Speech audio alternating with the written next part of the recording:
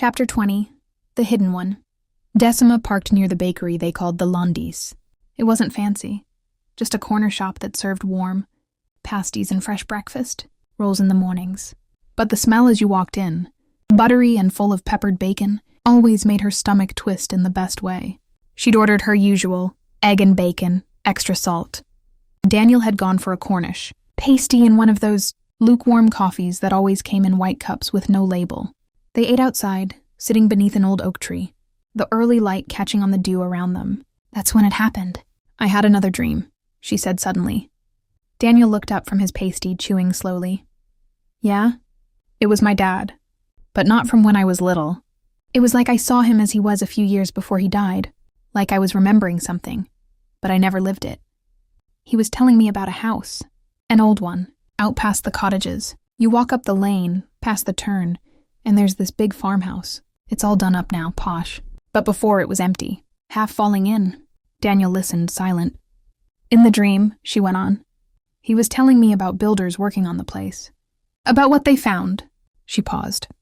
Bones in the walls. Daniel raised his eyebrows but didn't interrupt. They found a skeleton, full one.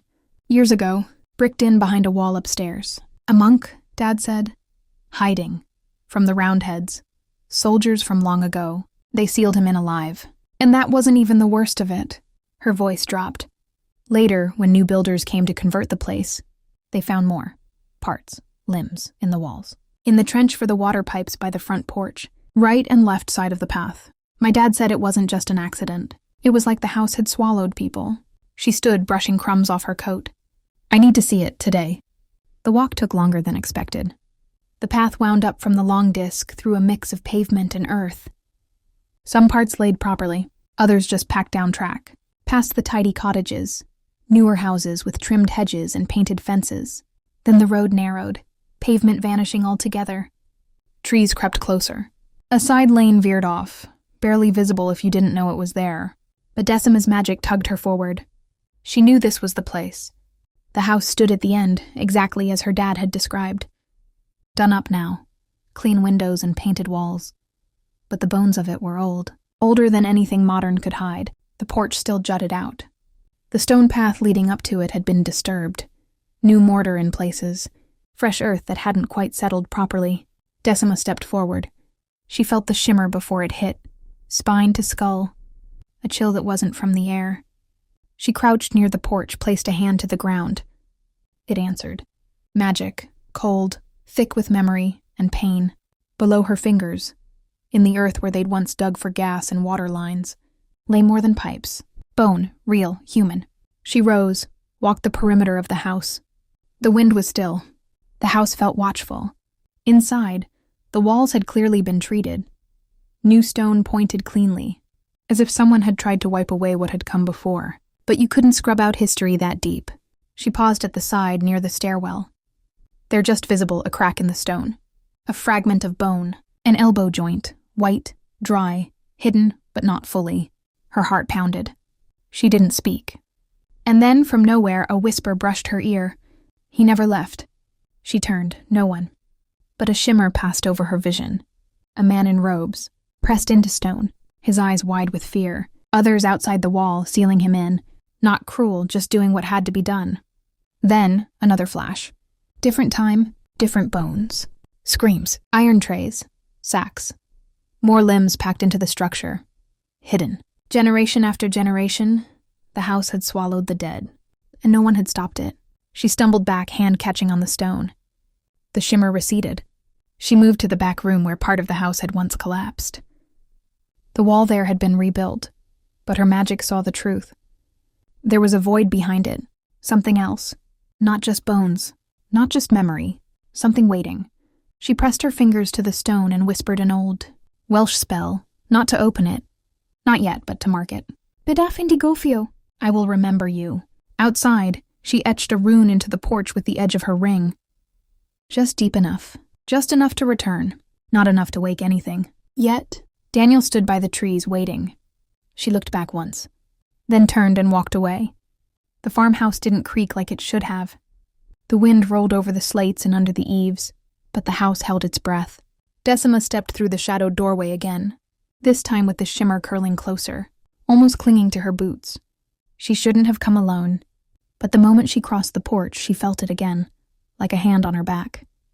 Not threatening, not cold, just steady. Something was watching over her. Or someone. She paused at the base of the broken stairwell. Light from the doorway filtered in through warped boards and dust. The rune she'd carved outside earlier still glowed faintly behind her eyes. She crouched, pressing her hand to the floorboards. Warm. A flicker. For just a breath, she didn't see her hand. She saw someone else's. Broader, weathered. Holding a trowel against that same floor, scraping moss from the stone. Brushing at the cracks. Then it was gone. Her breath hitched. She looked around slowly, but there was nothing there. Only silence and stone. The shimmer surged forward like a sigh. A memory opened. The walls trembled with the echo of voices. Low, hurried, spoken in an accent long faded. Cloaks dragged through mud. Someone shouted for light. A body was laid flat against the stones, then covered. The room darkened. And standing just beyond the vision, on the edge, where the light couldn't reach, was a shadow she recognized without reason. Not the monk, not the men, a figure with familiar eyes. She blinked. The shimmer snapped shut, gone, but the feeling didn't leave. She rose, fingers trailing along the wall. Her heartbeat thundered louder than her steps. She felt it in her ribs, in her spine, some deep, coiled knowing. This place wasn't just haunted. It had been protected, and the one who'd done it had left part of himself behind. Not in bone, not in blood, but in magic. And beneath the floor, beyond the shimmer and silence, something pulsed once, then stilled. Not bone, not memory, a heart not human, not beating, but waiting. The dragon heart had been hidden well, and now it knew she was here. That night, the house stayed with her. In the space between sleep and waking, something pulled her back to it. Not her body this time, but her spirit. A tether through stone and blood and bone. The dream didn't begin softly. Decima fell into it like a stone dropped into deep water. No warning. No breath. Just the cold rush of knowing.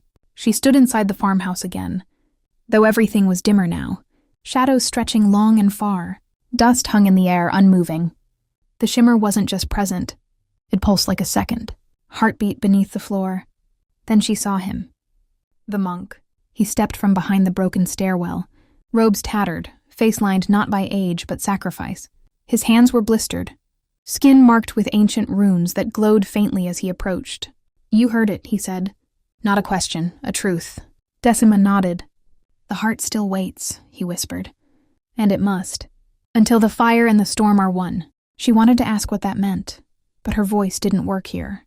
Instead, the monk turned, guiding her with slow steps toward the rear chamber, the place where the wall had been rebuilt over what her magic sensed.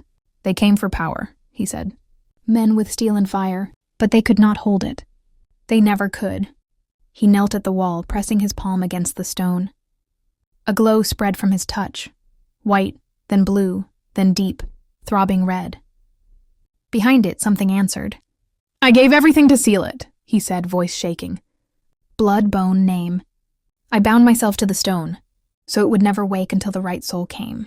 He looked back at her, eyes hollow and endless. "You are the first who did not flinch, the first who listened." Then he reached into his chest, not metaphorically. With a screamless gasp, he tore open the shimmer that made up his form. Ribs parted like parchment. Light spilled from him. He pulled something from within, a burning thread. Blood and magic twisted together. "Take it," he said, placing the thread in her hands. It didn't burn. It felt like warmth returned to cold fingers. "It is the key. Not to unleash it, but to survive it." The house trembled. Cracks traced along the walls, only visible in the shimmer. A shape pulsed beneath the stone. Not human. Not beast. Not yet alive, but watching. Decima looked down at the thread in her hand, now a mark etched into her palm.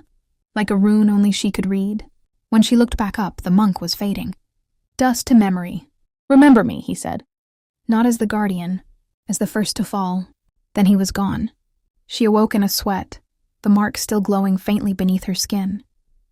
And beneath the farmhouse, the dragon heart stirred again,